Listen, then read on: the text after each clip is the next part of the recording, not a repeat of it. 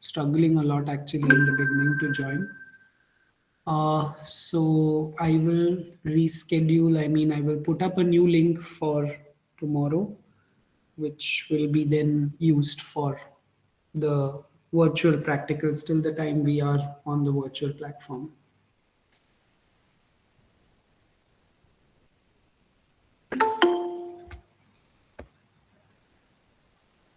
Okay, so Aksa is also here. So I think we are good to start then. Okay. So first and foremost, let me tell you all that you have got very good zones on vitamin B12 bioassay, which is very, very good because normally people struggle a lot to see exhibition zones in vitamin B12. Uh, we had standardized the culture and sensitized it in the Christmas break, and I think it has gone pretty well, and the culture is responding very well to vitamin B12.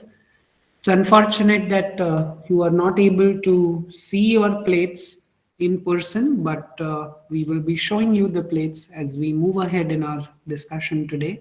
We will be showing you your plates and how the zones look like.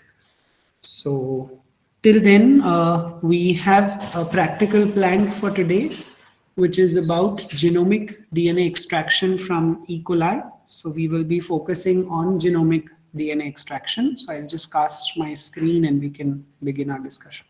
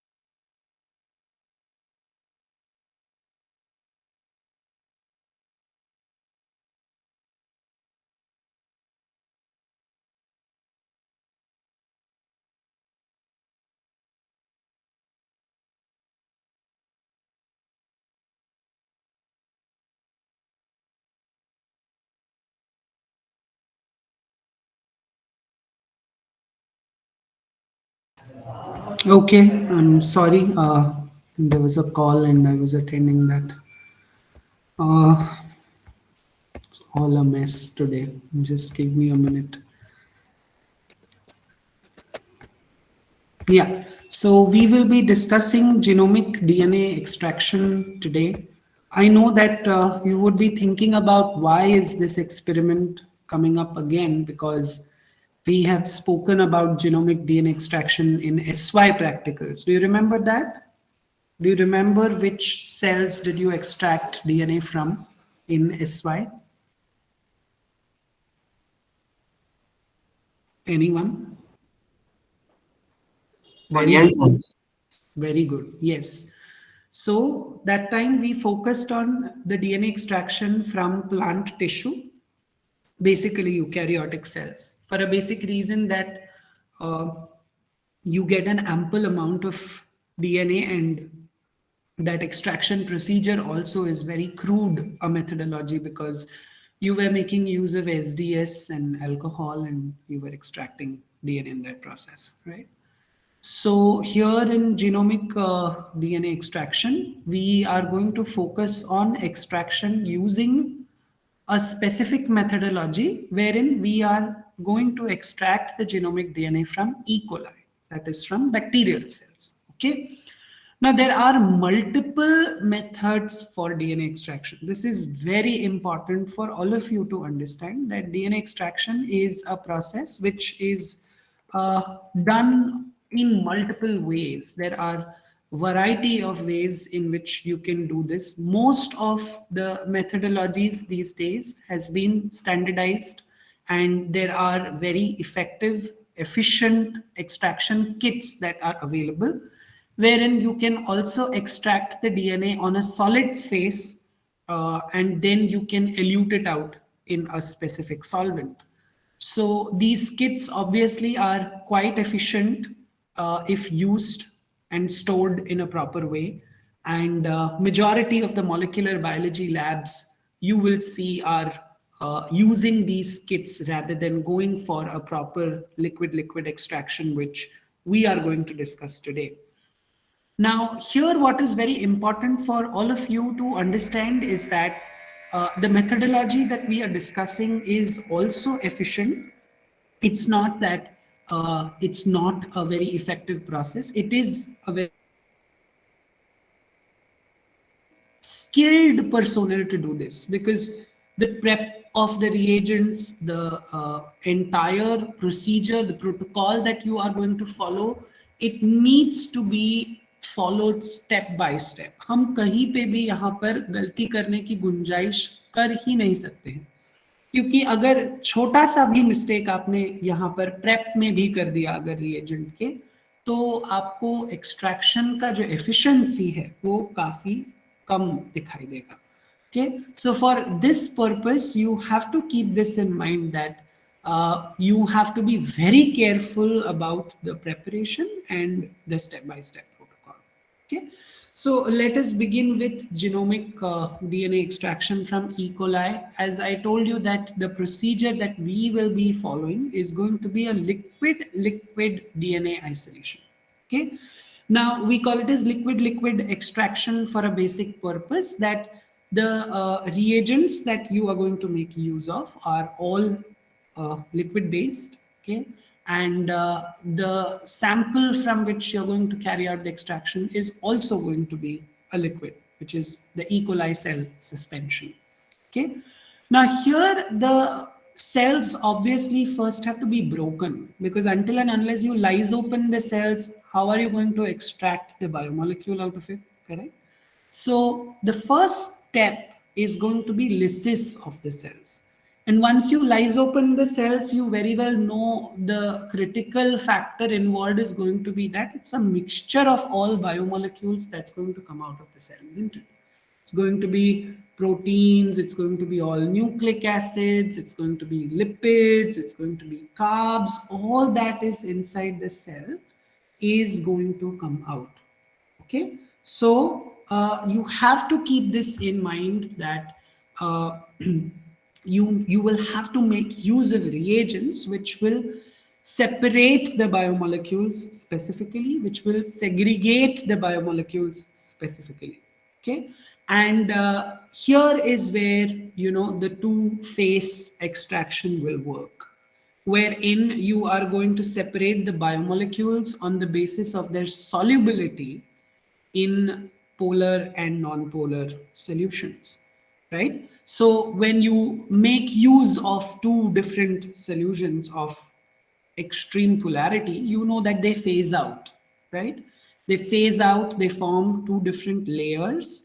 And obviously the molecules which are present in those layers are going to be those which are soluble in. For example, if you have one polar solution layer and another non-polar solution layer, the molecules which are there in polar solution are the ones which are soluble in polar solution, which are polar molecules, obviously. And in the non-polar one, you will have the non-polar molecules, right?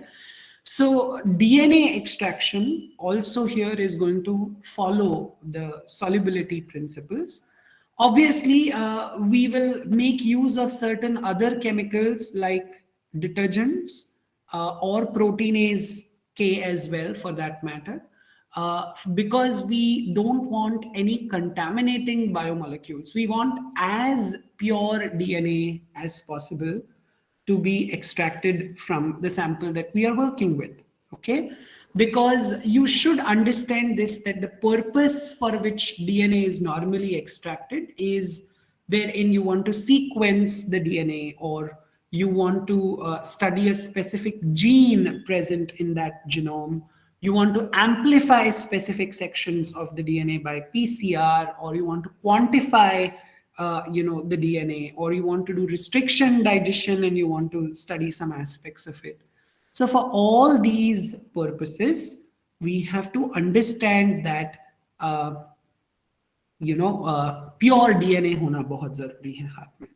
So getting pure DNA in hand is the first step, and that's completely dependent on how effectively you perform the extraction procedure, how effectively you perform the the preparation of the reagents involved in the extraction. So all that matters a lot. And most importantly, whichever reagents you make use of, even those reagents should in no way,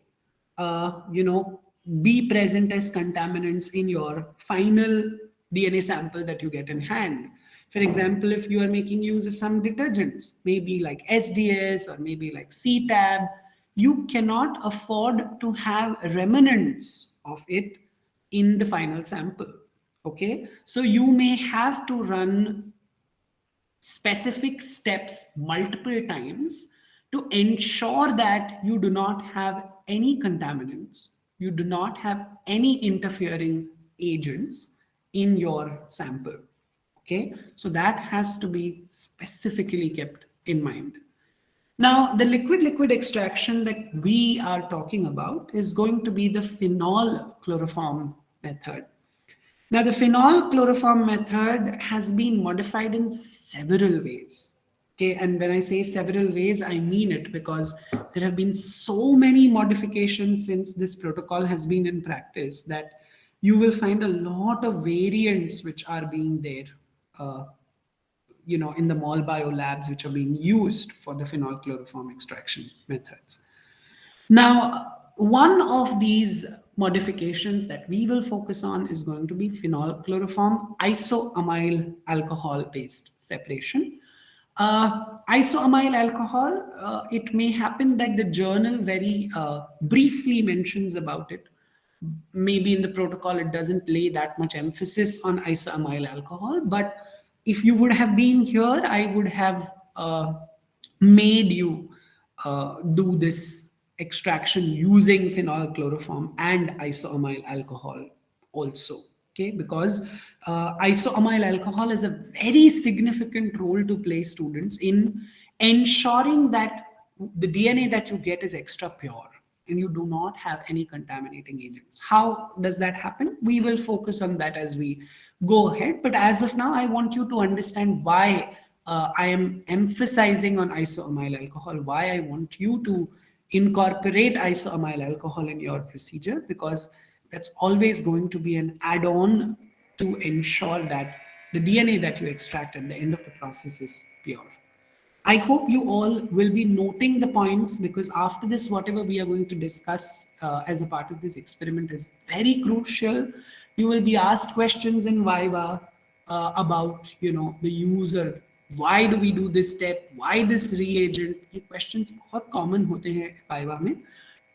So I would request all of you that you please make a note of whatever we are discussing right now. I hope you're doing that already. Can I see a yes in the chat box? Okay, great, amazing. Let's go ahead. So to understand the extraction procedure, I want you to imagine the tube in which we are doing this extraction. It's as good as diving into the tube and imagining this procedure happening live in front of us. Okay, so let us say that you have E. coli cell suspension, which is present in the tube. And to that, you have phenol, you have chloroform, you have isoamyl alcohol. Forget the concentrations right now, forget the ratio in which it is present. We are not bothered about it at this point of time. We will focus on that as we go to the protocol. Right now, we are trying to understand the working principle of this method, and we are just understanding that at this point of time, what all things do I have in the tube? I have E. coli cell suspension, I have phenol, I have chloroform, I have isoamyl alcohol. Okay, and to be more specific, let us say we have lysed cell suspension. Rather than saying the whole cell suspension, let's say that we have lysed cell suspension with us. Okay, now phenol is non-polar. Okay, it's non-polar, so whatever biomolecules are there in your lysed cell suspension, that biomolecule which are non-polar will tend to get into phenol. Okay, while the watery part, which is the chloroform is more towards the polar end. Okay, so that is going to contain all polar molecules dissolved in it. Okay, so we have to understand that uh, how the separation is basically going to take place, wherein, okay, just give me a minute, there's someone here, just give me a minute.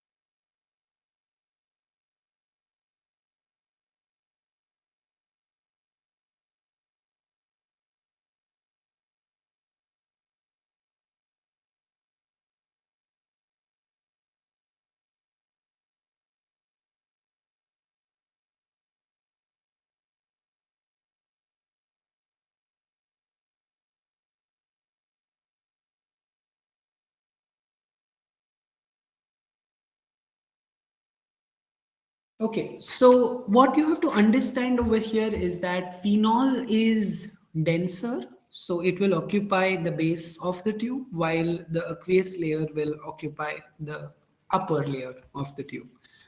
Now, what exactly happens? That is most important thing to understand. Chloroform will dissolve the DNA in it, okay, and not the protein.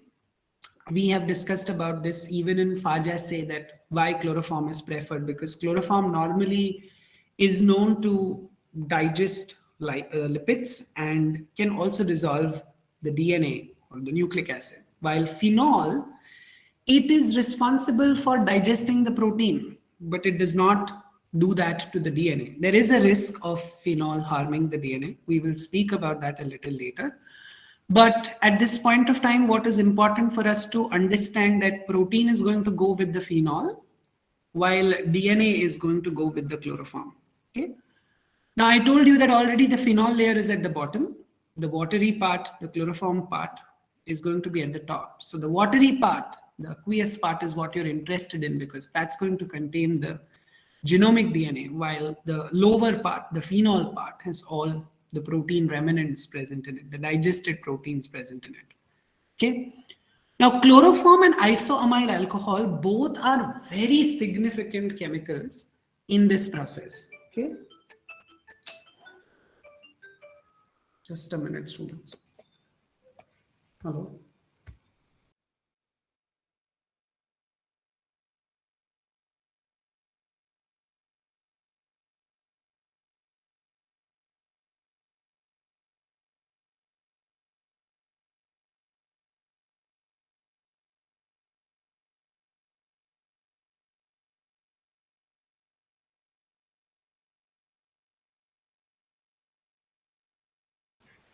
Okay, I'm sorry again. So, yeah, so the chloroform and isoamyl alcohol, they are extremely significant for maintaining the purity of the DNA. Let us discuss how, okay? Let us focus on each of the chemicals one by one. Let's start with phenol. DNA is insoluble in phenol, okay? And phenol basically has a very disastrous effect on proteins. Now, protein is made up of amino acids, and let us keep this very clear that protein is going to have both polar and non-polar groups. Okay, because ultimately, which amino acids are present in the protein or which amino acid makes up the protein, that will decide the overall, polarity of that particular protein. But what is very important to understand is that phenol is going to break the interactions that amino acids have with each other. See, normally we say that proteins have the secondary, tertiary, quaternary structure, which gives them the original conformation that the proteins have, right? So phenol, what it does is that these interactions, these bonds which are present between amino acids of a peptide, which makes it a protein, those are broken. So ultimately, it's giving rise to protein denaturation in a way. That's the reason why we use the term digestion of proteins. That phenol is going to completely digest the protein. It will unfold the protein completely and will break it down. But chloroform, its major task is to protect the genomic DNA during such a destructive procedure which is being carried out by phenol. Okay, please understand that DNA को अगर हमने phenol को expose किया तो हम ये तो बोलते हैं कि obviously DNA doesn't solubilize in phenol and stuff like that, but there could be some effect on the structure of the DNA, which has to be prevented because we want intact DNA in hand. And the main function of chloroform is to protect the genomic DNA during a catastrophe, during this destruction that phenol is carrying out. Okay, so chloroform, first of all, because of its difference in polarity as compared to phenol, it phases out.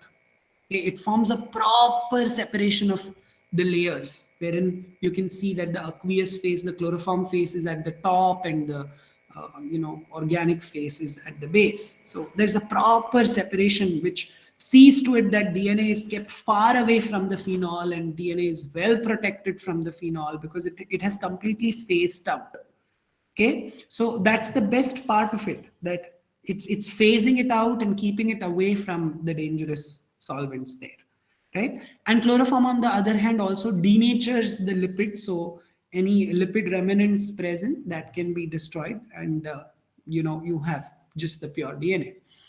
But what happens normally is that during such phasing out, during such separations, when protein is digested by phenol, it may happen that the digested proteins may, start foaming up.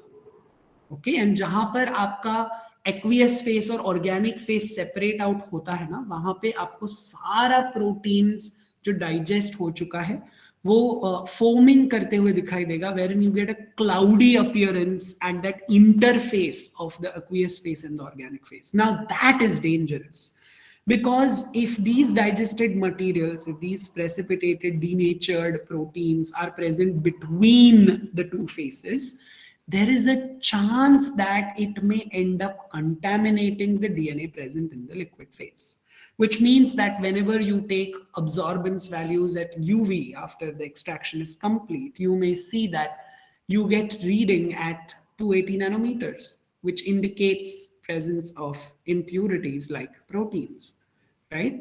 And there will be this happens because these proteins are emulsifying there in the interface, and some part of it is skipping into the aqueous phase and is contaminating the DNA that we have separated. So we need an anti-foaming agent. We need an anti-foaming agent which will see to it that emulsification doesn't take place, the interface is stabilized, and all the precipitated and denatured proteins are all at the base and not at the interface. Okay, so isoamyl alcohol is that anti-foaming agent. Now you should understand why I said that isoamyl alcohol is very important in maintaining purity of the DNA and ensuring that our DNA is extra pure, because during the process, whenever the proteins are denatured or digested, we don't want the denatured fraction to enter into the aqueous phase.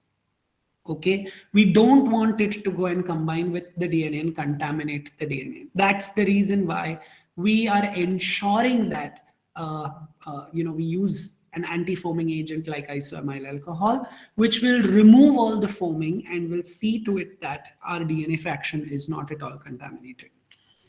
Now, there are a lot of other chemicals that you will see in the protocol also. It starts with tris, basically. Tris is a very important component of buffer. You would have heard of tris CDTA buffer, tris HCl buffer. And normally tris is utilized to maintain the pH of the solution, and tris also helps to permeabilize the cell membrane. EDTA, no doubt, is a chelating agent. It's going to chelate out all the metals and ions, which can activate DNA's enzyme and destroy the DNA that we are trying to purify. Because if the DNA is already acted upon by DNAs and destroyed, then my entire work is going to go to waste, isn't it? So I don't want DNA's enzyme to be active, because E. coli normally has DNAs present in it. And when I lyse open the cells, I don't want the DNAs to go and act on the DNA, which will be a very disastrous consequence. SDS, on the other hand, will be used to lysing open the cells. Okay, it's an anionic detergent, sodium dodecyl sulfate, or sodium lauryl sulfate, as it is called. It helps in denaturation of the cell membrane protein, which breaks the integrity of the cell membrane, thereby breaking open the cells. NaCl may be used. In some protocols, you may see NaCl involved, which prevents the DNA denaturation and sees to it that proteins are precipitated out. MgCl2, magnesium chloride, may also be used to protect the DNA in a way from mixing with other organelles. And tris-CDTA buffer or TE buffer is normally utilized to dissolve the DNA that you have got at the end of the protocol. I mean, after all the extraction is carried out, whatever DNA you have got in hand, that will be dissolved in TE buffer. It's never dissolved in just plain water. It's normally maintained in TE buffer. Now, let us focus on, before going to the protocol, how do you prepare the phenol reagent for this? Because you need saturated phenol, okay? So how do you do that? Because even if you see the journal, you will see that it says you have to make use of saturated, tris phenol or tris saturated phenol, basically. So how do you make that? That is a very crucial step. Okay, it's an extremely crucial step, which you will see in this phenol chloroform extraction. If you are not able to make tris saturated phenol, then your extraction may not be really very effective, and you may not get good amount of DNA. Okay, and you may also see that there are some contaminants which are present in the extracted DNA. Okay, now some people may also ensure that if they don't want to make use of SDS as a detergent, they may go for other possible detergents also, like CTAB, which is cetyl trimethyl ammonium bromide, CTAB, capital C, capital T, capital A, capital B, cetyl trimethyl ammonium bromide. Even that could be preferred. CTAB also does one extra thing, that is, it's going to take care of separation of polysaccharides, especially if you are making use of or you are extracting DNA from plant tissues, then there is a possibility that there's a huge amount of polysaccharide present in it, and that needs to be separated. Otherwise, that would also come out and contaminate your extracted DNA. So that's the time when you need to ensure that you're making use of CTAB, because CTAB ensures separation of polysaccharides.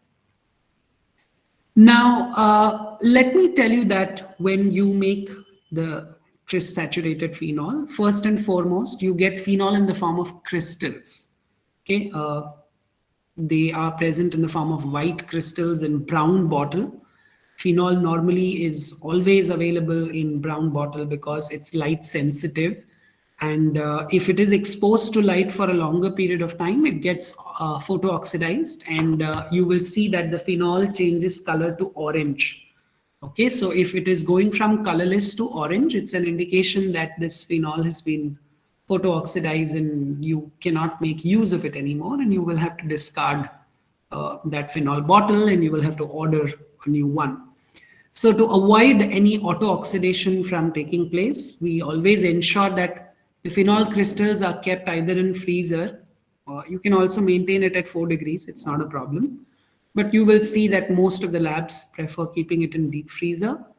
And also you have to see to it that whenever you open it for your work, you remove the amount that you need and you immediately close the bottle. The more you expose it to air, uh, also there is a chance of oxidation that can take place. So light and air, इसका exposure हमको जितना कम हो सके उतना कम करना है. So whenever you need to make the tris-saturated phenol, you just take the bottle of phenol from the deep freezer and you are going to keep it at room temperature for some time, okay? And post which you can transfer this bottle to a 65 degrees Celsius water bath where the phenol will liquefy. Okay, so thawing basically means liquefaction. Okay, so we are letting the crystals become liquid. Even if you keep it at room temperature, it will liquefy, but it will take a very long period of time. So that's why you keep it at room temperature for 5-10 minutes, post which you transfer it to a water bath, which is at around 60 to 65 degrees, not more than that. Okay, now whatever is the amount of phenol that you need, you can take that out. Obviously, you have to use raw phenol. You don't have to dilute it here. So you can take whatever amount of phenol you need, depending on the proportion that we will see in the protocol. You can withdraw the amount of phenol into a flask, and you can add 0.1% weight by volume of 8-hydroxyquinoline, which stabilizes phenol. It's going to stabilize phenol from getting oxidized. And you can add equal volume of 0.5 molar tris HCl, which is at pH 8. Okay. Now, after you do these additions, you will see to it that you place the flask of phenol on magnetic stirrer for around 20 to 25 minutes, wherein it has to mix really well. Okay. You'll transfer this mixture of phenol and tris HCl into a separating funnel, and you have to leave it for 10 to 12 hours for separation. So this is how it will look like in the separating funnel, wherein you add the mixture and you will see that the aqueous phase and the phenol phase, it separates out, okay, which will take good amount of time because you have stirred it so well. The stirring is done so that the tris component gets mixed in phenol. Okay, we want maximum of the tris to be there in phenol. So after 12 hours, you take the organic phase and you will see first that organic phase and aqueous phase is separated well. That's most important first. Okay, and you have to take the phenol phase, the organic phase out, and you will check the pH. See if the pH is 7.8 to 8, because tris अगर उसमें properly mix हुआ है तो phenol के phase का जो pH है वो 7.8 या 8 तक पहुंच गया होगा. Okay, you can repeat the steps. Okay, you have to repeat the steps till you get the phenol with a pH of range 7 to 7.5. Okay, and now what you do is that instead of using 0.5 molar tris in this round, you make use of 0.1 molar tris. You're just trying to saturate tris in this process. Okay, so 0.5 की अब जरूरत नहीं है, अभी 0.1 का इस्तेमाल आप कर सकते हो, और मिनिमम 2 से 3 बार यही करना है कि जो फिनॉल लेयर आपने निकाला था उसमें आप 0.1 मोलर ट्रिस डालो इक्वल वॉल्यूम, उसको अच्छे से स्टर करो ऑन मैग्नेटिक स्टिरर और फिर 12 घंटे के लिए सेपरेट होने छोड़ दो. ऐसे मिनिमम 2 से 3 बार करना है. जब आपको पीएच 7 और 7.5 के बीच मिलेगा, जो नॉर्मली 3 से 4 राउंड्स के बाद मिल जाता है, then your phenol is ready. You can collect it in an amber colored bottle again, not in a normal bottle, and you can add beta mercapto ethanol you should be knowing the function of beta mercaptoethanol now. Do you all know what beta mercaptoethanol does? You have studied SDS page in theory. So reducing agent which will break all the disulfide bonds. Correct. It is going to act as an antioxidant. So you're basically going to make use of it here so that you are not bringing about any auto oxidation in the process. Okay. So once your phenol is ready in this way, you are going to overlay the phenol in the bottle with 0.1 molar tris and you will store it at 4 degrees Celsius. You are overlaying it with tris because you know that phenol is light sensitive, air sensitive. So if you overlay it with zero point 0.1 molar tris and store it, then it's seen to it that its oxidation gets delayed. Whenever you're working with phenol, see to it that you wear gloves, you are making use of eye protectors because phenol is volatile, it can burn your skin, especially you're working with raw phenol, concentrated phenol. If it drops on your skin, it will lead to very bad burns. So as it's volatile, it can also irritate your eyes if you have been working with it for quite some time. So you have to take these precautions before you go ahead with the prep. Now, whenever you want to make use of phenol, chloroform, and isoamyl alcohol, you have to make use of it in a specific ratio.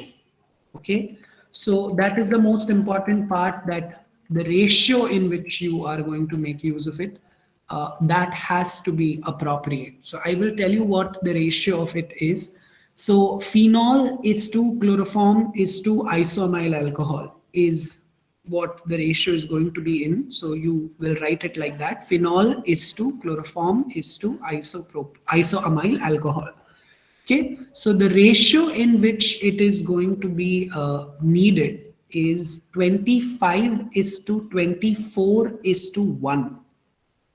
Okay, 25 is to 24 is to 1, which means 25 ml of phenol, 24 ml of chloroform, and 1 ml of isoamyl alcohol. 25 is to 24 is to 1.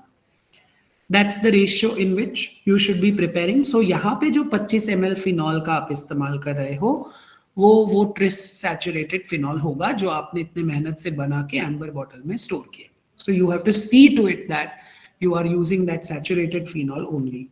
If your saturation is not being achieved properly, then your protocol will not work effectively.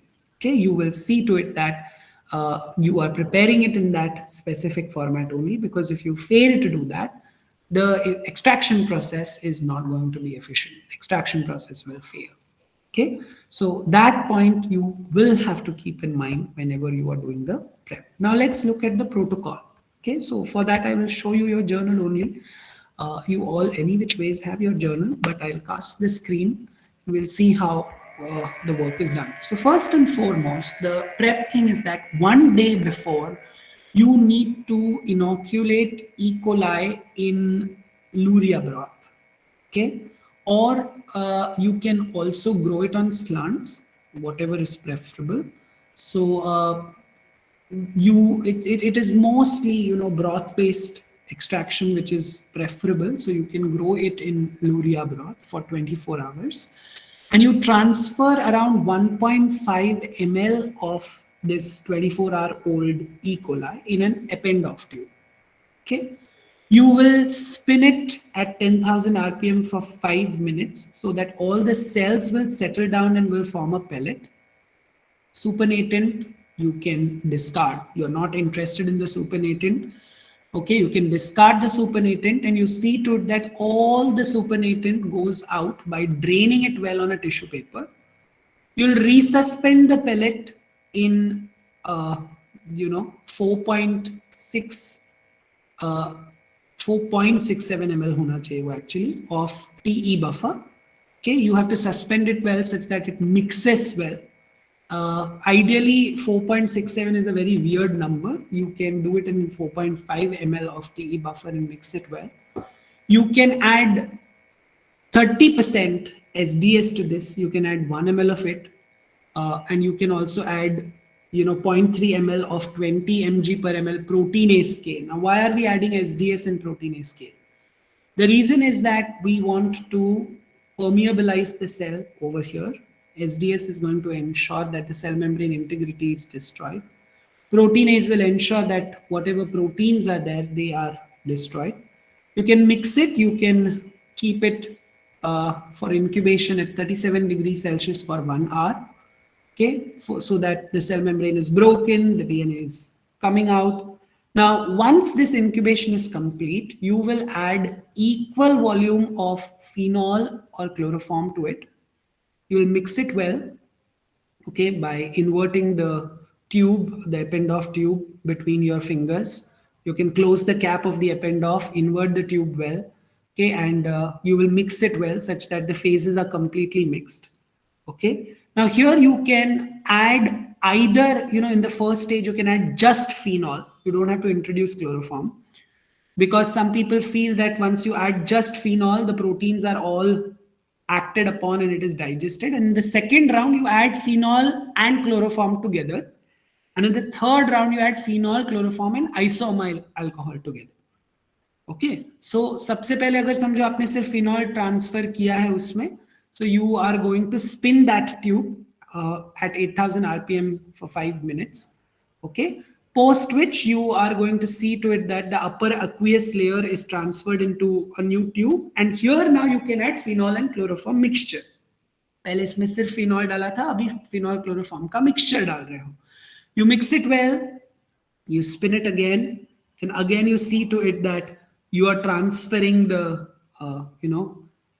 aqueous solution into another tube, and then you are again adding phenol, chloroform, isoamyl alcohol mixture to it. Okay, spin it, let the phases separate, and you are interested only in the upper aqueous phase every time after centrifugation, because in the aqueous phase we have our DNA, remember this. And we are doing it 3 times because we are ensuring that all contaminants are getting removed every time we are introducing. In the first round, we introduced only phenol because we wanted to get rid of proteins.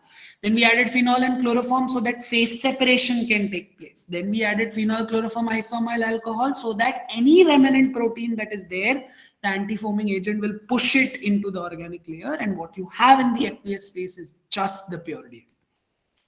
Okay, so then finally you again withdraw the aqueous phase, you transfer it into a new Eppendorf tube. Here you can add sodium acetate or you can add isopropyl alcohol. This is because sodium acetate and isopropyl alcohol will see to it that the DNA precipitates up. Okay, the DNA should come out of the aqueous solution, because now we have got rid of everything else. We want the DNA to be precipitated out. So you add sodium acetate, which will see to it that it interacts with water molecules and DNA is forced to precipitate out. Or you add alcohol so that alcohol will see to it that it is breaking all the water DNA bonds and DNA is forced to precipitate. Okay, so you can centrifuge this again at 10,000 rpm for 15 minutes at 4 degrees. Okay, and you can wash the DNA precipitate in 70% alcohol, and again you can spin it, and you can drain the excess alcohol, and you dissolve that DNA precipitate in tea buffer. This is all microliters. I don't know why it's ml. It should all be in microliters. Okay, now after the DNA is dissolved in TE buffer, you can go to check for its purity. So either you do a nano drop. I have told you a nano drop is just like a UV spec. It's just that in a nano drop you get the measurements in 1 or 2 microliters. Okay, UV spec में you can do the measurements at 260 and 280 nanometers manually, but उसके लिए solution minimum आपको 40 से 70 microlitre लगेगा. जबकि nano drop में ये काम आप 1 या 2 माइक्रोलीटर में कर सकते हो, जिससे आपका सैंपल बच जाता है काफी. Okay, so you expose it to UV. You are going to tell me that DNA absorbs at which wavelength, 260 or 280?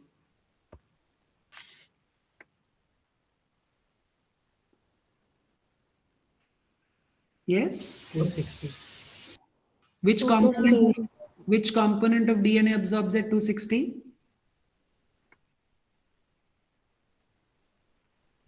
Come on. The thymine one. Thymine. And what absorbs, or what is going to absorb UV radiation of 280 nanometers? Proteins or other contaminants. Very good. Yeah. So you should be knowing that for assessing the purity of DNA, the 260 to 280 ratio that you have, what should be the pure DNA's value for it? We have done this in plasmid DNA extraction. What should be the value for it? It should be 1.8. 1.8. If it is 2 or more than 2, then what does it indicate? That you don't have DNA. What do you have there? RNA. Protein. RNA.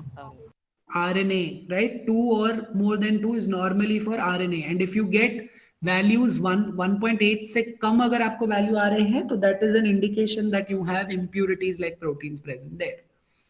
Okay, तो तुम्हारा extraction एकदम pure नहीं हुआ है. ठीक है. अगर आपको एस्टिमेट करना है कॉन्सेंट्रेशन, तो फॉर्मूला यहाँ पे दिया हुआ है. आपको अब्जॉर्बेंस ऑफ 260 नैनोमीटर्स का वैल्यू मल्टीप्लाई करना है with 150 micrograms per ml. You very well know why 50 is present over here, right?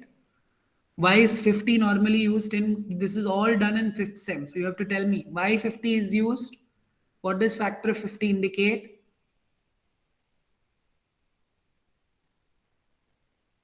Concentration of DNA when one is there. It's at absorbance there.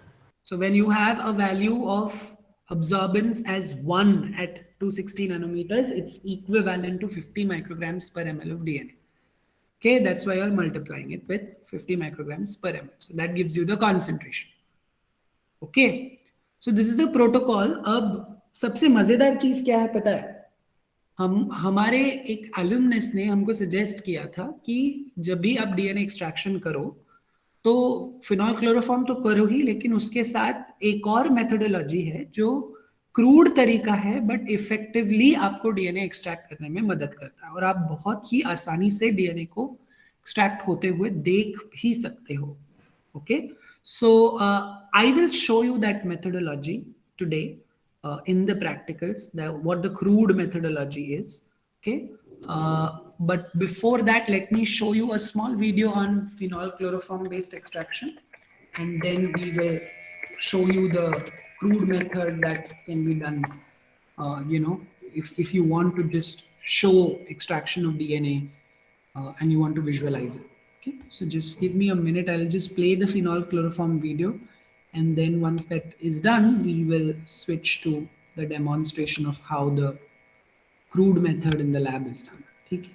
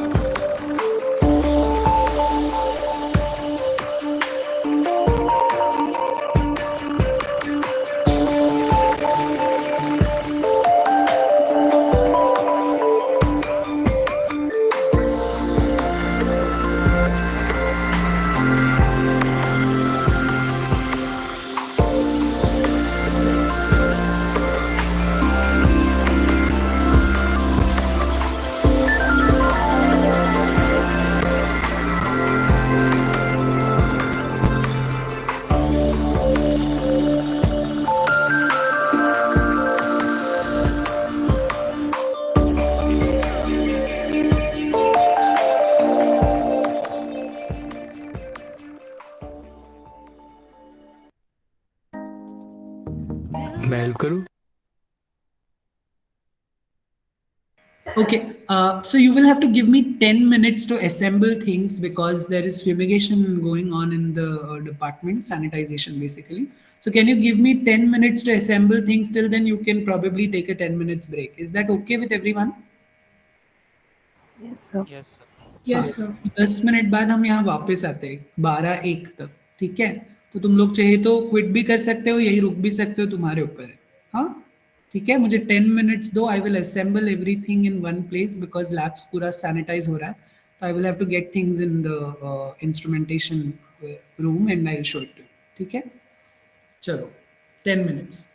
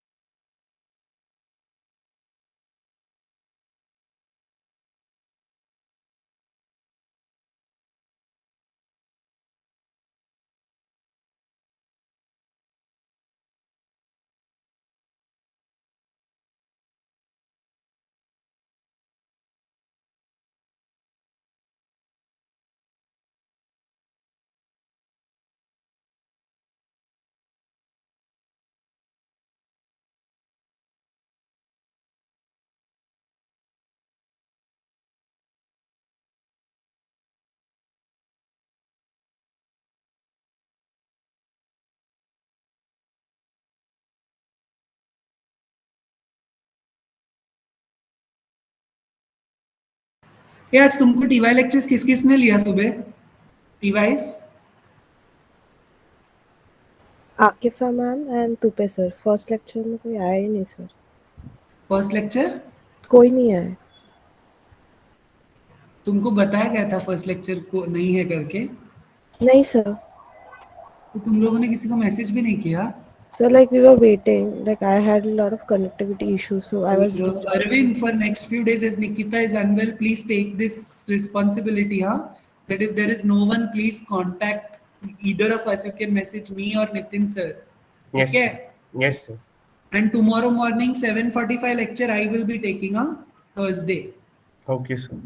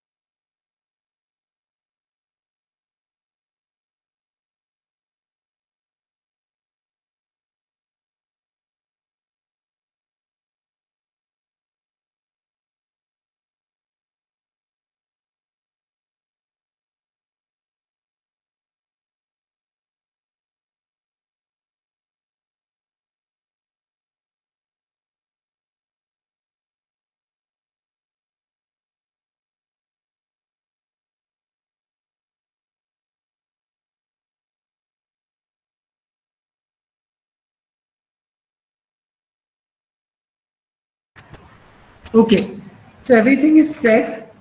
What I have right now is yeast suspension. I hope you all are able to see me. You can pin my screen so that you can have a full screen view of the same. Yes. Okay. So this is yeast suspension. Okay, to which we are going to add this. Yes, you saw it right. We are going to add Vim liquid to it. Okay, and this is going to act as a detergent to break open the cells effectively.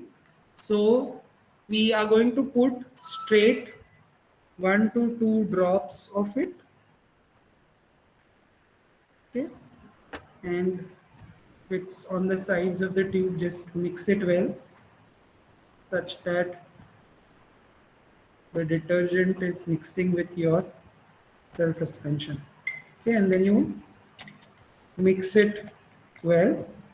Okay, so this detergent will ensure that the cells are broken. Okay, post which what you do is you keep NaCl with you. This is to precipitate out all the proteins which may be present. So a little of NaCl is going to be added to the tube. Okay, and you are again going to swirl the tube well such that the NaCl is mixed. Okay, so I have mixed the tube. You can see the lather, that's because of the detergent. Okay, now to this tube we are going to add chilled alcohol. Okay, so I have kept IPA ready. You can also make use of ethanol, but only thing is that it should be chilled enough. So I also kept it in an ice bath all the time over here. So now I am going to add alcohol to it from the sides of the tube. Okay, such that it mixes with the layer. Okay, and you can see a lot of bubbles arising out of it. Okay, we are going to keep it standing for some time. You will see that a fibrous mass comes up into the aqueous, or rather into the alcohol layer, not the aqueous layer, into the alcohol layer, where you will see the DNA. Okay, obviously this is a very crude method, so you won't get as pure DNA as possible, but you can remove that layer and then subject it to further purification. This is a very crude way which was introduced to us by our alumni, who said that they normally practice this to show very crude methods of DNA extraction to the students. Okay, so I will keep this in standing, and I had already made an tube earlier. I don't know if you can see the fibrous mass at the interface. Can you see that, everyone? Can you see a fibrous mass? Yes, Everyone? Yes, sir. Yes, sir. That is nothing but the DNA. Okay, so the same thing I just did it, 5 minutes before as you were on break. I just got everything here and I performed this. And I kept it standing for some time. You can see this entire mass that you see, that is nothing but the DNA. Okay, the fibrous mass is the DNA. Okay, so you can remove this fibrous mass using a glass rod. You can spool it out like you do in case of onion DNA extraction, and then you can further purify it using, exposing it to alcohol, and if needed also to chloroform and isoamyl alcohol, you can purify it further. Okay. So here also the one that I just performed, I don't know if it is still visible to you, but I can very clearly see a lot of fibrous mass here at the interface. Can you also see it? yes, Yes. Yes, sir. Yes, sir. That entire Yes, sir. thing is nothing but the DNA of the yeast cells. Okay, so this is one of the very, very crude methods that you can do, but I wanted you to see, with simple things like what you have at home. Obviously alcohol नहीं होगा, but then बहुत सारे लोग alcohol को भी supplement करते हैं with acetone, और वो बोलते हैं कि एसीटोन से भी सिमिलर रिजल्ट आपको मिल सकता है, तो नेल पॉलिश रिमूवर का इस्तेमाल करते हैं and they can use it. Yes, isopropyl alcohol का भी आप इस्तेमाल कर सकते हो, ऐसे कोई प्रॉब्लम नहीं है. 70% हो तो भी चलेगा. You can make use of that and you can try this. Just don't take it near the burners, that will be dangerous, and you need to have tubes with you. and you can extract DNA from variety of materials, different kind of fruits and vegetables, and perform this. So it becomes a real fun experiment, and this is how we start actually the DNA extraction in SY. Before we go for the SDS method, we make the students get all different fruits and vegetables, and they do DNA extraction using WIN. This is to make you understand that what frugal science is about, and how you can work around with this and get DNA extracted from variety of different materials. Okay, so I have also seen people doing this with saliva. So they drink some amount of water, they gargle, or they squash it, and then they remove it in a test tube, and they do the same protocol, and they show extraction of DNA. Obviously, it will not be pure, but even from your cheek cells, because when you squash that water, the cheek cells come off, and the soft palate cells basically they come off, and you can also extract DNA from those using this method. So that is also done as a crude methodology, for fun purpose, to see how frugal science basically works. Okay, so I hope this is interesting for you, and if you try out something with acetone and isopropyl alcohol at home, just surely let me know. I would be interested to see your results and photographs also. Okay, you can record it and also send it to me. Would be very happy to see that if you try it out with something at home. Okay. Um, so that is about the DNA extraction part. We are also going to see bioassay plates, and we will see how the zone sizes are measured in bioassay plates. So we will do that. Nitin sir will be doing that, and I will try to record it, and rather shoot it live for you on and show it to you on Google Meet using the mobile phone. So let us see how much successfully we are able to do that. But I think we should be able to manage that as well. So just give me 5 minutes. He is in a supervision. Once he is done with that, we will start showing you the plates and how to measure the zone sizes, basically. And also we will give you journal instructions today, so that you can start with the writing part of your journals. Okay. Yeah, so give me 2 minutes. I'll get your plates, and we are good to go then. Just give me 2 minutes.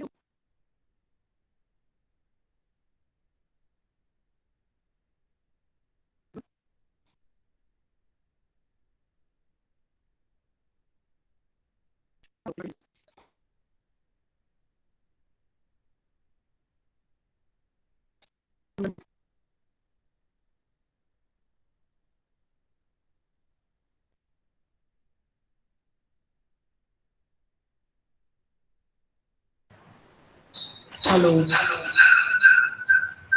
Yes, sir.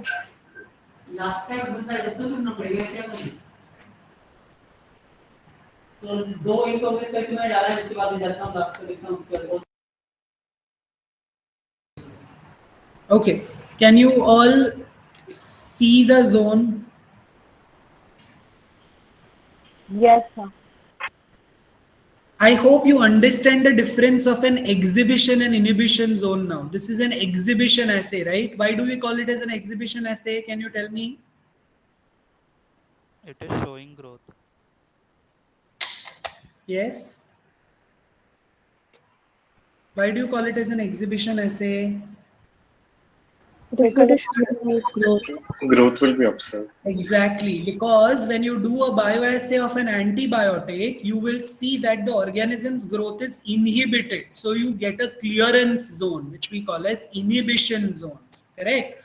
But here you're doing a bioassay of a vitamin. So when you're providing a vitamin, you know that this culture that you're using, E. coli 1133 Davis, this culture is an auxotroph. It cannot produce vitamin B12 on its own. It needs to be provided with vitamin B12. So you will be able to see growth around the wells, which is equivalent to the amount of B12 that you have provided. So when you do this exhibition assay, you will be able to see growth around the wells, which I think now you should be able to see the zones clearly. Can you see the exhibition zone now, wherein you can see white colored growth around the wells? And the growth that you see, you can see that the zones are bigger in size as per the concentration. So if the concentration of your vitamin B12 increases, you will see that the zone size will also increase. Have you all been able to see the zones here? Yes, sir. Yes, sir. Yes, sir. Yes, sir. Okay, so most of you have got zones. Some of you who have not been really very good with dilution, you will see that on their plates. Now this is another plate where you can see the zones very clearly, a very big zone. Okay, you can see that below also there is a big zone. Okay, so these, you know, in some plates I can see that there is no gradation. Okay, and that is basically because dilution has not been done properly. कुछ तो गड़बड़ हुआ रहेगा तुम्हारे editions में. तो dilution बहुत significant है, ये याद रखो स्टूडेंट्स. अगर तुम अच्छे से डाइल्यूशन नहीं करोगे तो तुमको जोन सब इक्वल आएंगे. अभी ये प्लेट देखो, ये प्लेट अगर आप ध्यान से देखोगे, you will be able to see that all zones that you see are of almost the same size, जबकि concentration अलग अलग है. दिख रहा है क्या तुमको? Can you see it roughly? आज बाजू बाजू के भी अगर तुमको zones थोड़े दिखेंगे तो दिखेंगे almost same size के. Can you see that? Yes, sir. तो ये बताता है कि अपने डाइल्यूशन में कुछ तो गड़बड़ हो रहा है, और ये पहली बार आपने बायोऐसे किया है, तो it is obvious that you know थोड़ा बहुत गलती इधर उधर होगा. But I am very happy, क्योंकि नॉर्मली विटामिन B12 में if you know things are wrong and B12 is not working properly or the organism has got contaminated, you don't get zones properly. But it seems really amazing that you have got zones in the very first attempt of exhibition assay, which is amazing. And also there is very less contamination. There's almost no contamination, which is a good sign again. I'm very happy to see the zones. I really wish that you could have seen the zones yourself. That would have made a lot of difference. But it is, अभी क्या कर सकते हैं, अभी अपने हाथ में नहीं है ना चीजें. तो जो हम कर सकते हैं वो हम मैक्सिमम कोशिश कर रहे हैं. I hope you are able to see the zones in all the plates that I'm showing you. I'm trying to show you the zones one by one. Are you able to see it? सबको exhibition zone का concept समझ में आना चाहिए, मेरे लिए ज्यादा जरूरी. ठीक है, तो अभी जब नितिन सर उन जोन्स को मार्क करेंगे, I will try to record the same as to how he measures those zones. ठीक है? Just give us a minute.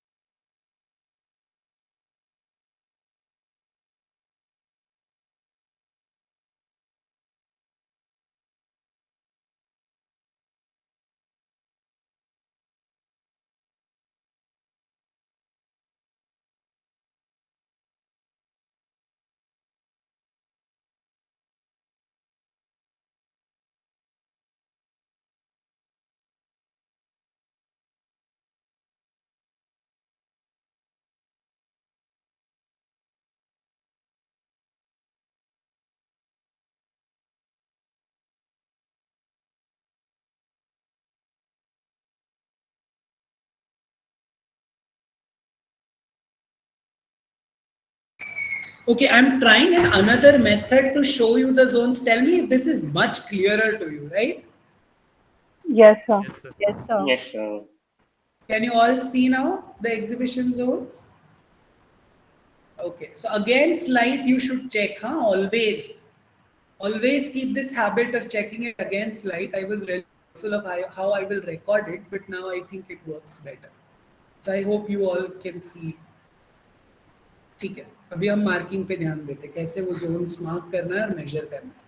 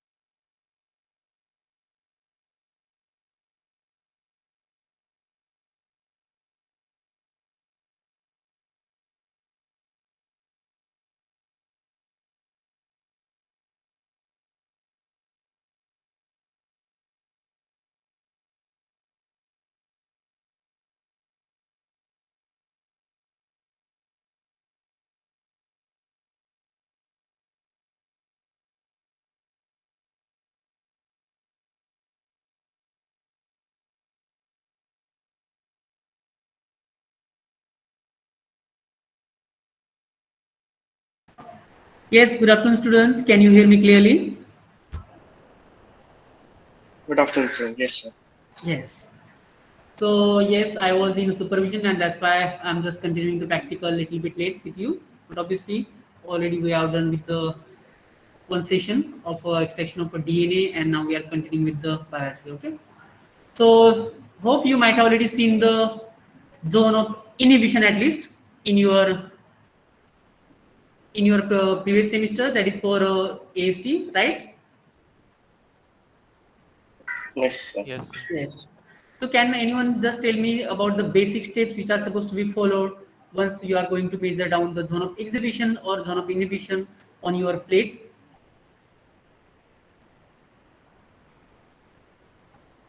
I think some of the instructions are already given by the Sachin sir, right? You are supposed to first adjust the background which can actually make us easy to measure down the zone of exhibition or of zone of inhibition, right? Against the light, is it? Yes, sir. Yes. So whenever you are going to measure down any zone of inhibition or a zone of exhibition, you are supposed to properly place your plate in such way that it is actually making us easy to measure down the zone, and that is basically by keeping against the light.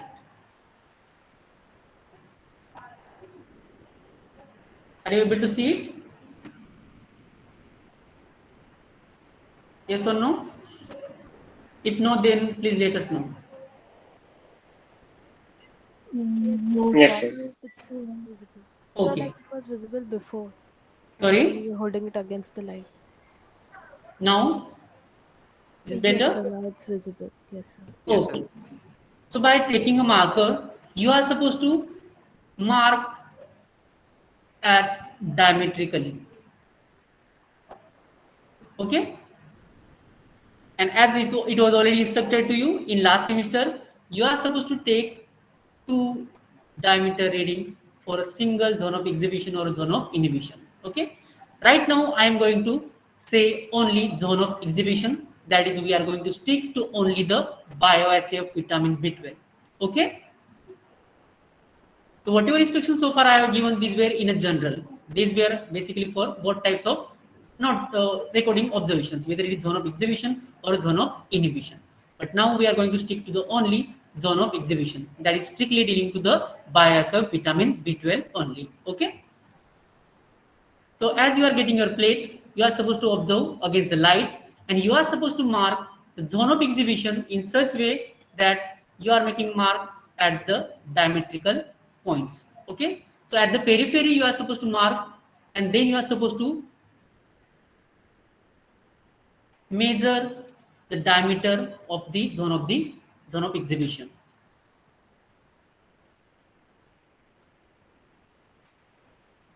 Okay. So as far as the result for this particular, or we can say as far as the observation for this particular zone of exhibition is concerned, it is 22 mm. Is it? Can you see it from your end also?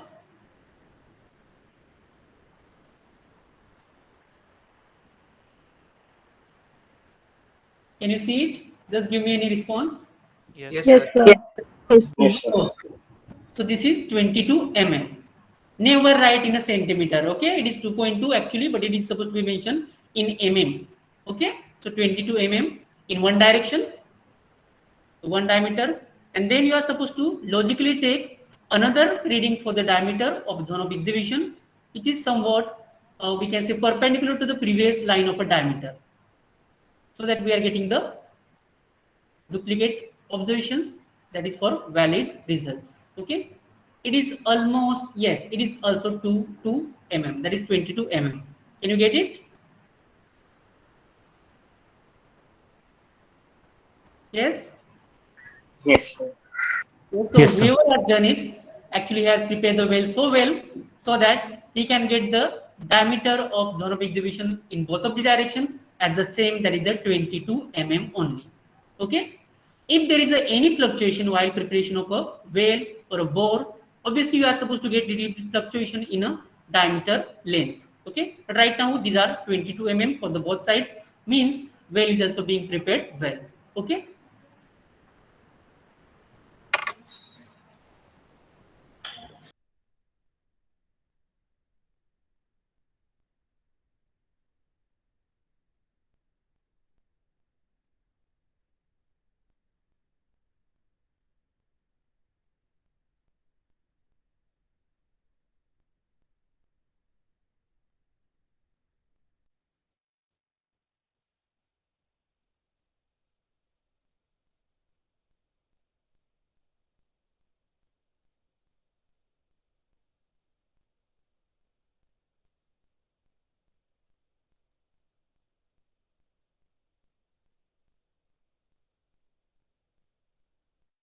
Okay. So till the time sir will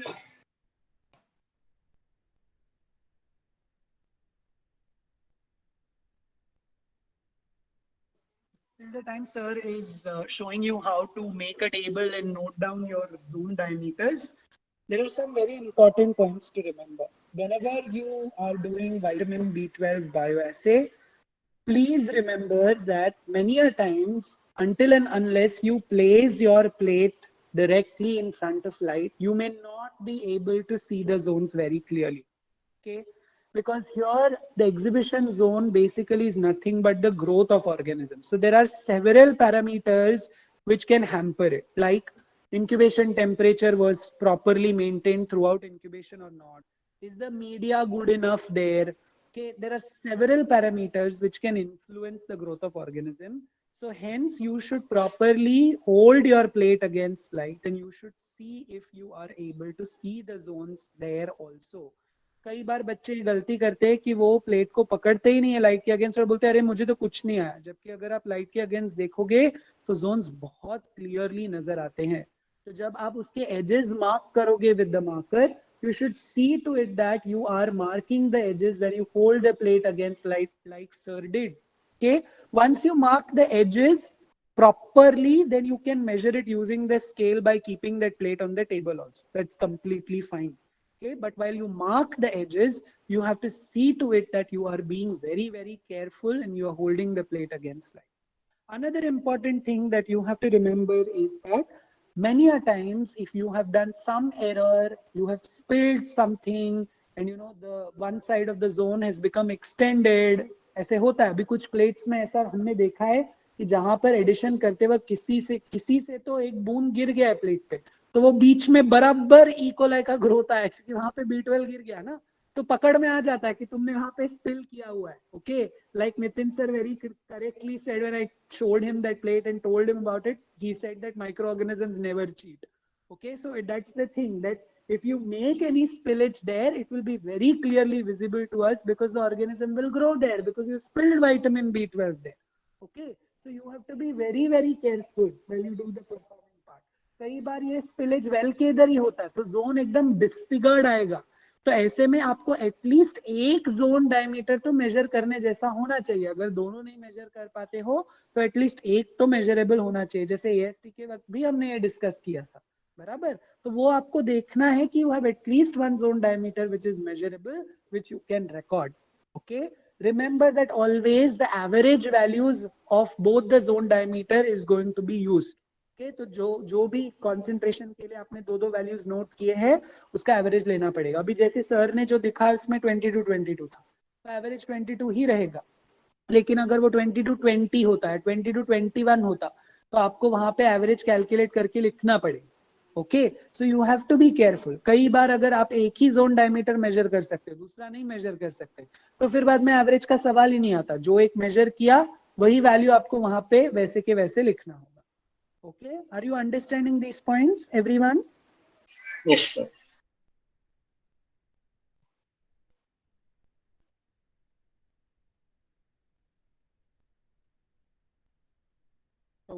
Okay, ठीक, चलेगा. So sir is making a table. He is going to show you how the values are written, okay, and how you should be making this kind of a table to record your observations, and then obviously you will use those values to do your calculations at a later point of time. अभी फिलहाल तो आपने unknown किया नहीं है, सिर्फ standard किया है, correct? कैसे आपको वो करना चाहिए वो आपको बताया जाएगा. ठीक है, अभी Sir. बताओ 7516 किसका रोल नंबर है? 7516 कौन है? Sir mine. Yes, Raj. Hello.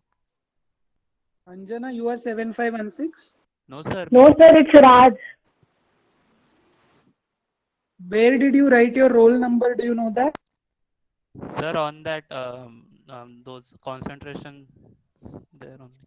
Okay, now after that I had written on the plates just with plate marker. पे कुछ नहीं है बेटा, ढक्कन पे 7516. और कॉन्सेंट्रेशन के ऊपर ऐसे 16 छोटा सा लिखा है। 16 हाँ, लिखा है तो सर, वो हाँ। एग्जाम में ऐसा करेगा तो एग्जामिनर को समझ में नहीं आएगा। एग्जामिनर क्या अपने चाचा मामा नहीं है कि नहीं, ना ही वो अपने टीचर्स है, तो उनको कैसे समझ में आएगा ये किसका प्लेट है, क्योंकि your teachers are not allowed to touch your plates, so then examiner will see say that 16 का प्लेट ही नहीं है। तो ऐसा कभी भी Yes, करने sir. का नहीं, अलग से लेबल लगाने का ही for your roll number. Don't take that risk ever in exam, okay? It will turn out to be disastrous. Okay, Yes, never sir. do that.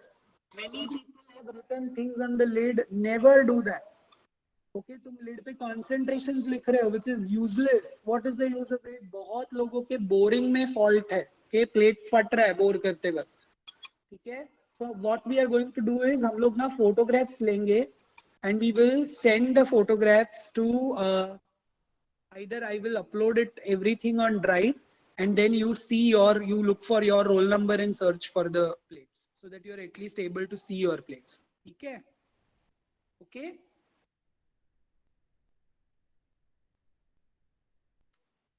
See, हाँ या ना भी नहीं बोलते, कितने बुरे बच्चे। Yes, sir. Yes, sir. Yes, sir. Yes, sir. Yes, sir. एक दिन ऑनलाइन में तुम्हारा इतना बुरा हालत हो गया। अरे बेहतरीन, त्रास है फिर तो। चलो अभी हम देखते हैं कि सर ने क्या लिखा है। Let us see. Yes, students, can you hear me? Yes, sir. Can you see the plate? And I'm just indicating one zone of exhibition. Can you see that by pen? Yes. Yes, sir. Yes, sir. So as far as this particular plate is concerned, okay, which point out of these four you will be considering for measuring the zone diameter? If you are able to see something as unexpected over there, can you get it? Something is unexpected, not to be there. Crack. It's a crack. Apart from crack, though there is a crack, actually the zone is clear, or not we can say clear, but zone is proper at that side. But one Sir, it's only small elongated fault. towards A. Yes, Sir, it's kind of elongated towards point A. yes, right. So obviously, though it is showing the zone of exhibition that is elongated at that side, something like a bulging out, A is supposed to be something might have happened because of spilling off. Maybe you might have moved the plate after loading the vitamin B12 solution over there. And that's why never go for keeping that point. Okay, we can clearly see that it is somewhat extension over there. Otherwise, you are supposed to go for the other directions by avoiding the A point. Okay, so maybe यहाँ का diameter आप ले लोगे ना, तो वो आपके लिए वैलिडेट रहेगा, ना कि ये वाला, क्योंकि A point थोड़ा सा एक्सटेंड हो चुका है, मे बी वो because of some spilling off, because of some moving the plate, ऐसा कुछ हुआ रहेगा, राइट? अभी आपको दिख रहा है कि yes, but someone has correctly noticed out that A point has been somewhat extended from the normal circumference, right? Okay, thank you.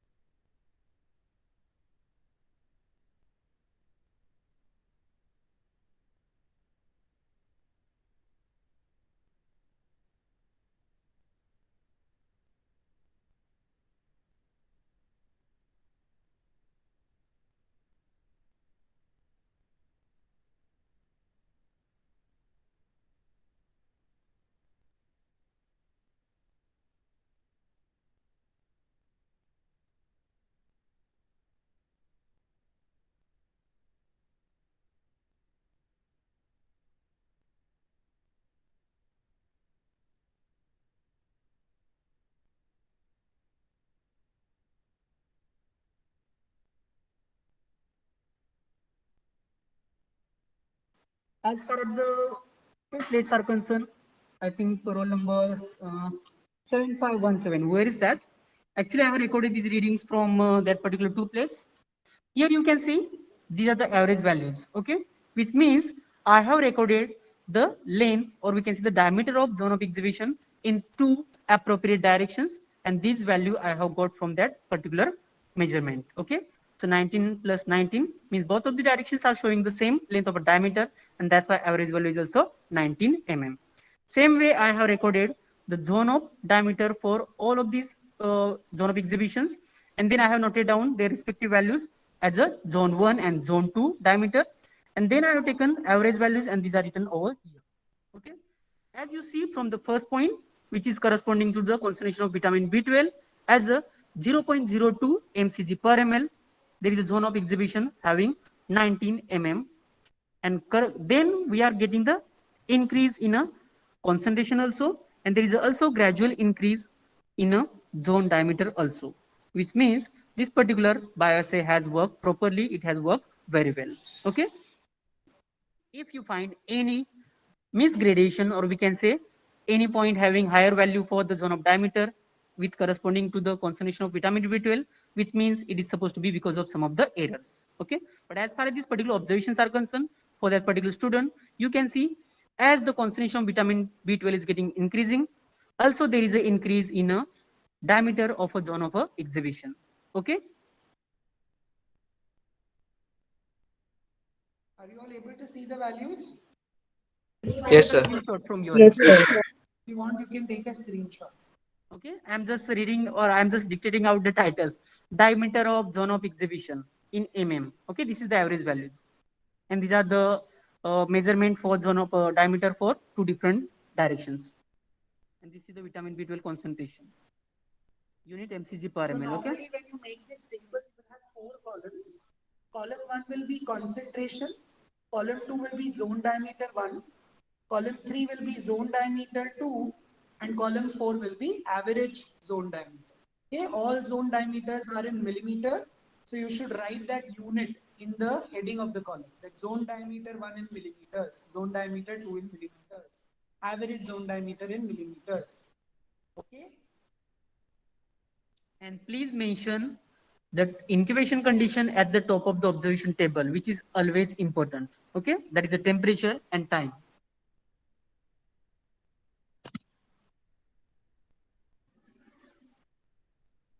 Anjana has asked a question. I can see that in the chat box.